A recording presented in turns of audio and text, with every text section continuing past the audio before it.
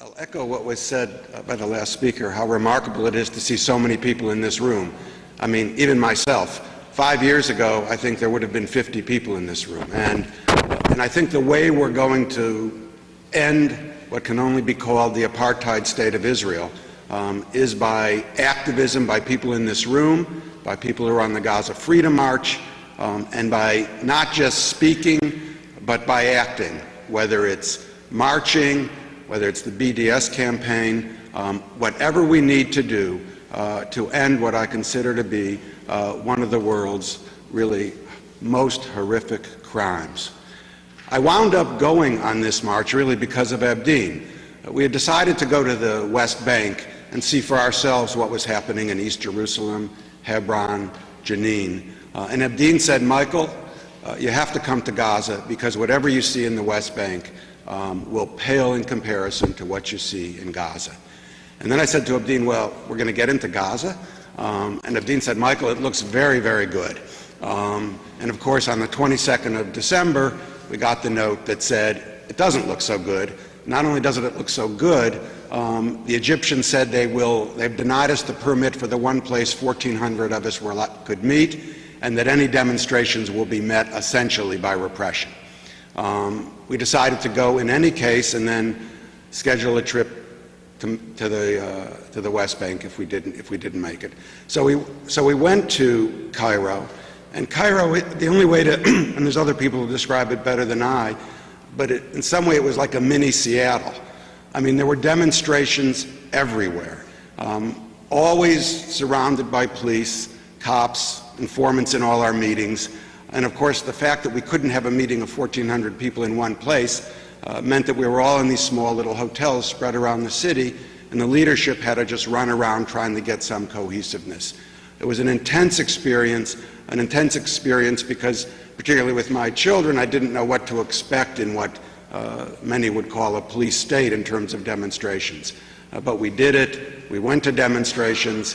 We weren't beaten ourselves. We saw the cops. It was a very, very militant experience.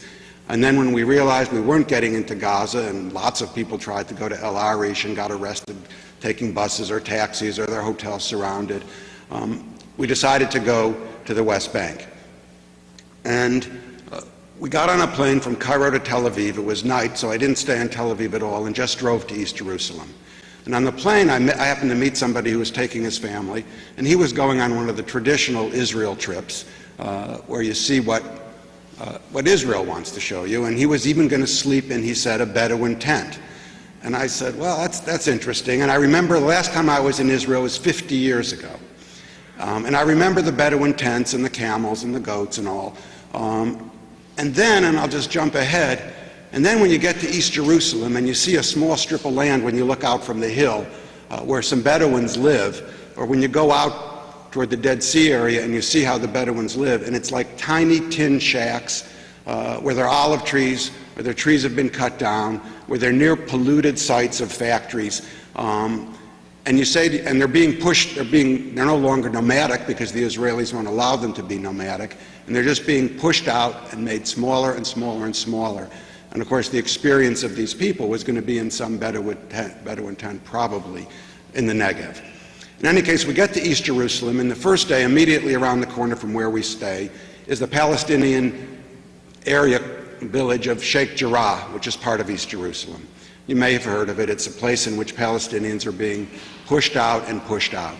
And we went down to that village, really, to go on a bus to the Erez Crossing. The Erez Crossing is the way to get into Gaza from the Israeli side. And of course, we had expected the Gaza Freedom March people to come from the other side, and there was going to be a meeting, not a literal meeting, a meeting behind the wall, one side on one wall and one on the other, and some yelling and screaming where we could hear each other. And the wall at the Erez Crossing is quite high. I mean, I don't know, 30, 40 feet high all the way across. But we go down to Sheikh Jarrah to catch the bus with the Palestinians out to the Erez Crossing, and we sit under a tent with a man named Nasser, who shows us his house across the street, which has Israeli flags draping the house now.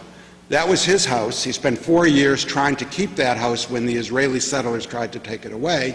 And he said that, and this was true of almost all the Palestinians I met, that they weren't just refugees once. but they were refugees at least twice. He had been born, or his family had been born in a village near Haifa in Israel, been pushed out of there in the 48 war. Then the UN, no less, built him this house in Sheikh Jarrah in 1956. And then, of course, the Israelis now, through using whatever law they want, whether it's the Ottoman law or the mandate law under the British or the Israeli law, whatever law they can use to show that he didn't have ownership of that piece of land back to the Ottoman Empire in 1914, before the First World War. And so he's sitting under a tent. The settlers are living in that house. So that was at least a first glimpse of what was going on in East Jerusalem, and the fact that people could move in with really the push by the government, because in the end, the soldiers came and blew the door off his house so that they could take control of the house. We took the bus out to the Erez crossing. We weren't expecting to get into Gaza. It wasn't about that. It was about a protest about really what many have called, and what I think is appropriate, the world's biggest jail, because that's what it is. So we were there with about maybe 1,000 Palestinians, 100, 200 people, Israelis as well as some non-Israeli solidarity people like me. And of course, when you come to the Erez crossing, what you see is a picture. It's got to be 15 feet high, two of them, of a man named Shalit. Shalit is the Israeli soldier who is currently a prisoner in Gaza, but of course is the person who the Israelis claim is somehow part of their justification for keeping 1.5 million people in Gaza in a prison and for killing some 1,400 people during the war. The next day we come back to East Jerusalem and we go on a march. And there is the opposition in Israel is not terrific, I have to say, and my friends who are on the left there say it's grown smaller and smaller over the last couple of years. We went on a march of Israelis in protest against the evictions in Sheikh Jarrah. And that started in West Jerusalem, Israel controlled. It's all controlled by Israel, but Israel claims ownership, of course, now of all of Jerusalem. It started in West Jerusalem, where mostly Israelis live. And we started the march with very young people, which was encouraging. And of course, as we go through West Jerusalem, we get pelted with apples and water is poured on us. And, there's basically people saying, we shouldn't be doing this. But then as you enter East Jerusalem in the Palestinian section, then cheers go up and smiles go up, and it's a feeling really that you're actually doing something. That march, while we were on it, was nonviolent. Many people were arrested the week before and were arrested the week after. The Israelis are having trouble figuring out what to do with straight civil disobedience that they can't label, as terrorism. The next day we went on a tour of East Jerusalem, and that's where I think I was almost the most astounded by anything I have seen. And until you see it, until you see an apartheid system in action, you just can't believe what you're seeing. And my children, who are 19 and 21, could not believe what was laid out in front of them. You go to a part of East Jerusalem what the Israelis call Area C. Area C, under the various agreements, is an area that will eventually be taken over completely by Israel. And what they're doing in Area C of East Jerusalem, and understand they have no right to an inch of East Jerusalem, not under any right under international law, under the law of conquest, under the Geneva Convention, nothing. You can't do a thing in there. They shouldn't be taking an inch of it, or in the West Bank, not an inch. And they're taking over Area C, and they're demolishing houses with bulldozers. And you rebuild them, the Palestinians rebuild them, and they demolish them again and again and again. And they go in there and Palestinians rebuild. So you're seeing an area that's being ethnically cleansed by the Israelis in East Jerusalem. As astounding as that was, when we looked out from the hill where that place that was Area C was being cleansed, we looked out across a valley and up into a hill on the other side where what our New York Times and others refer to as a settlement is being built. It's Maladunum. And it's a settlement of 50,000 people.